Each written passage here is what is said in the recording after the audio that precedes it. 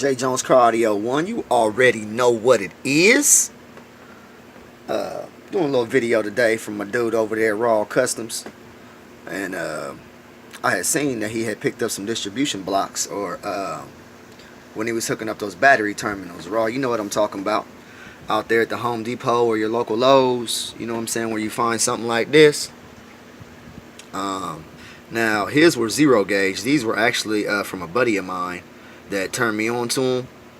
And this is basically the same concept. It's got your screw up here, and this is actually a 4 gauge end. You can see that screw. I'm trying to get it to focus there. There you are. A 4 gauge in and a 4 gauge out. And then it was bolted to the box here. These were actually used for speaker terminals. You know what I'm saying? Instead of just having it ran through the box or whatnot, this is the way that particular cat was doing it. Shouts go out to you, man. You already know what it is. So yeah. We've been hip to these for quite a while. These are usually found in your maybe the electrical spot over there at your local Lowe's or Home Depot. And also, Raw, I ain't seen underneath your hood, so I don't know exactly what you got going on under there. I mean, I'm sure it's beefed up and all that. But what I'm saying is, I just brought out my distribution blocks, and I just want to run you through a little bit of how I get down as far as that goes with my electrical system. And so I got a variety of different, like I got a distro block here. Basically, all these are distribution blocks, battery terminals or whatnot. You know what I'm saying? These particular ones right here happen to be Toolmaker. These happen to be Sky High Car Audio, amp inputs. And these are Toolmaker 1-aught to 1-aught inputs. Now, with my experience with using all of these versus just putting the wire directly into your amps, or putting it directly to your battery terminal, or crimping some shit on and then putting it on your battery terminal, I like these. I like the ease of access, especially if you're constantly changing stuff up like I do.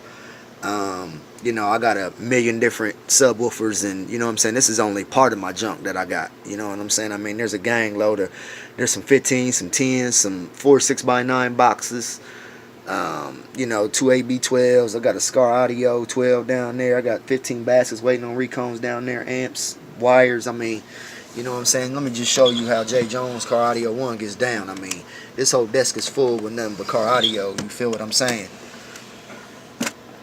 So I'm kind of swaying off subject here for a second. Just thought I would show you that, and that's just some of the shit that I got laying around here. That ain't nowhere near all of it. But anyway, back to these terminals. From my experience, these are a lot easier to work with. They last forever, and the connection is very solid. And I even use the 1.0 to 1.0, you know what I'm saying, to run in to the Toolmaker, or to run into the side of the Sky High Car Audio stuff. Now, and as you can see, the circle here, I don't know if you can see that. My light's kind of, you can see those little indentions where that screw bites down. I mean, once you have this on there for any amount of time and that screw bites down to this, it's not going anywhere, bro. I mean, that's one of the best connections I've ever had, is through these. And I live by these, and I'm going to get some more. You know what I'm saying? This is just what I happen to have at the moment. And then I still got some out there because I do have one battery in the back still. But all of these connections, and here's another one for you, Raw, are very useful. This is the same thing that you can find out there at your Lowe's or Home Depot. This is a 1.0, 2.1.0 inputs, and this is going to go on my alternator. See? So I don't know if you got the big 3 done and all that, which I'm sure you do, bro. You know, instead of just running it onto that itty bitty post, you know what I'm saying, you can run it to something like this. And you could get one of these with 3 in it. You can get one of these with 4 in it. Hell, I've even seen people use the straight distro block, you know what I'm saying, directly to the bolt of the alternator, and then use all 6 holes to have their runs coming off of. It just depends on what you're looking to do and how much power you're trying to pull.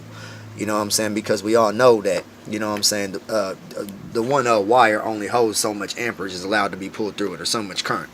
You know, and that's why a lot of cats double it up. And that's why it don't necessarily stop at the big 3. I've seen the big 6. I've seen the big 8. You know what I'm saying? I've seen a lot of other connections coming off. So instead of having one running from the battery, or from the alternator to the battery, I've seen cats with 3 or 4 runs. You know what I'm saying? And then run 3 or 4 runs off the battery to the back, off of something like these distro blocks. And that's what I'm saying. These are a lot better in that case too, because once you get so far, you can't just be putting, you know what I'm saying, those little crimps on top of each other, you can only do it so many ways. You know what I'm saying? Because of course they can't face the same way and be on top of each other, because you won't be able to bolt the screw down. You see what I'm saying? So, and these are the dual amp inputs. You see what I'm saying? 1.0 to 1.0. So instead of just running 1.1.0 into the amp, now we running 2 into the amp. You see what I'm saying? So I know that you beefed up the electrical over there. Everything's looking lovely. I told you I would shoot this video for you. And here you go, man. Just a little bit of how I get down on my electrical and what I use in order to do it. You know what I'm saying? And all my amps usually have just one input, you know what I'm saying, for the power and ground. I don't know if you've seen EXO's latest video, but he debunks that real quick. You can definitely get a lot more out of your amp using something like this or something like this versus just putting your wire straight into the connection. And plus, just look how much more simpler that is. You ain't got to worry about no wire coming out or nothing like that. Just boom, straight in, or boom, straight into here, or boom, straight into the tool maker input, or boom, straight from your alternator going over to your battery. Or you got one on this end of your alternator coming off, and then you got one on the other end going into your battery terminal. You see what I'm saying? And then whenever you unhook it, just unhook it and snatch it out. You ain't got to worry about frayed wires and all that being all over the place, and then having to rub the wire around and shrink it down and stick it in your, you know what I'm saying, your input. And like I said, this connection is a lot more solid than that. I see a lot of guys that don't like this because they say, well, you got all that copper wire and then you put on this little aluminum cap on there. It kind of defeats the purpose. But I mean, it's been proven. You can go out there and do your own research on that. I'm not going to bore you too much longer with that, but I hope you got something from this raw, and I hope you enjoyed. And everybody else, I hope you guys enjoyed. Thumbs up is always appreciated. As always, peace and love. Deuces.